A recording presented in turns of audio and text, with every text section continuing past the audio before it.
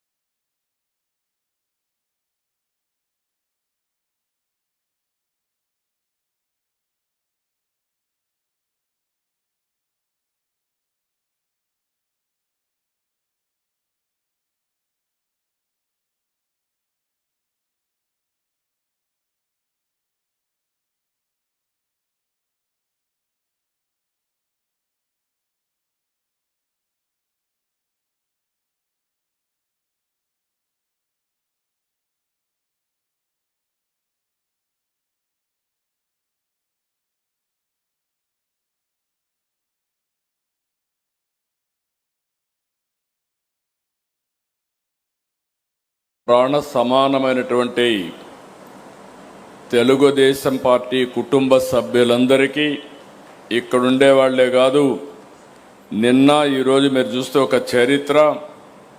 16,75,000 మంది వర్చువల్ కాన్ఫరెన్స్కి ఒక్కరోజు వచ్చారంటే ఇది వినూత్నం, ఇది కొత్త అనుభవం. వర్చువల్ మహానాడు అదరగొట్టింది. Wonderful experience.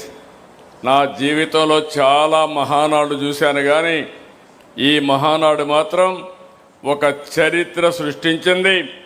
భారతదేశంలోనే కాదు, ప్రపంచంలోనే రాజకీయ పార్టీలు ఏ విధంగా వర్చువల్ కాన్ఫరెన్స్ కానీ హైబ్రిడ్ కాన్ఫరెన్స్ పెట్టాలనో పెట్టే విధంగా ముందుకు పోయే పరిస్థితి వస్తుంది. ఇది ఒక పెద్ద ప్రయోగం. ఒకటి కాదు, రెండు కాదు, 1875 క్లస్టర్లు. టెక్నాలజీ ఉంది, కానీ ప్రయోగం ఇంతవరకు జరగలేదు. దగ్గర 18 విదేశాల నుంచి 12 కంట్రీస్ అంతా కూడా ఈరోజు ఆన్లైన్లోకి వచ్చారంటే ఇది ఒక రికార్డ్ అని చెప్పి కూడా నేను మీకు తెలియజేస్తున్నా.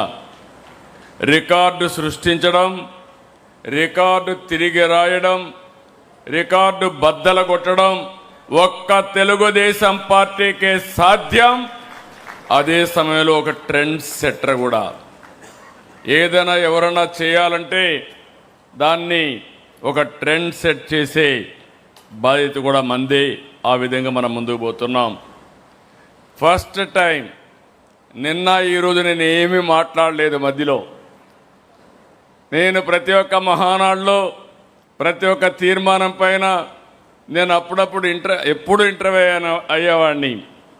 నా జీవితంలో ఫస్ట్ మహానాడు ఈరోజు ఉదయం మాత్రం ఎన్టీ రామారావు గారికి, మన నాయకుడికి భారతరత్న ఇవ్వాలని చెప్పాను తప్ప, తీర్మానం పాస్ చేశాను తప్ప, ఇక్కడవన్నీ మీరే చూశారు. ఒక్కొక్కరు అదరగొట్టారు, విరగదీశారు. మామూలుగా కాదు. ఇప్పుడే రామ్మోహన్ నాయుడు దగ్గర నుంచి పక్కన అనిత గారు లాస్ట్లో మాట్లాడే వ్యక్తుల దగ్గర నుంచి బాగా మాట్లాడడం కాదు, క్షుణ్ణంగా లోతుగా చర్చించారు. ప్రతి ఒక్క తీర్మానం పైన 23 నెలల పాలన విశ్లేషించారు. సమర్థవంతంగా ప్రజెంట్ చేశారు. అందరికీ అర్థమయ్యే విధంగా పార్టీ ఏం సాధించాం, భవిష్యత్తులో ఏం చేయాలని చెప్పారు.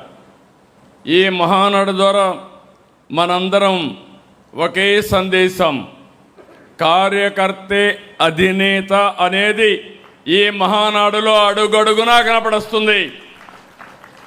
మామూలు కార్యకర్తల్ని ఈ వేదిక పైన మాట్లాడించడం కాదు, ఆ కార్యకర్త సమస్యని ఏ విధంగా పరిష్కారం చేశామో అవన్నీ ఉదాహరణలతో సహా ఇక్కడ పెట్టే పరిస్థితికి వచ్చారు. సామాన్య కార్యకర్తల ప్రసంగాలు అదే ఈ పార్టీ వాళ్ళకి ఇచ్చే గౌరవం. మొన్నటి వరకు చూశారు, రామ్మోహన్ నాయుడు గారు తండ్రి ఎంపీగా ఉంటే, ఆ రోజు పార్లమెంటరీ పార్టీ లీడర్గా ఉంటే, ఆయన అకాల మరణంతో ఆ రోజు నేను ఒక్కసారి ఆలోచిస్తే రామ్మోహన్ నాయుడు గారిని ఒకటే చెప్పాను, నువ్వేమీ అధైర్యపడద్దు, కుటుంబ పెద్దగా తెలుగుదేశం పార్టీ కుటుంబ పెద్దగా బాధ్యత తీసుకుంటావు అని చెప్తే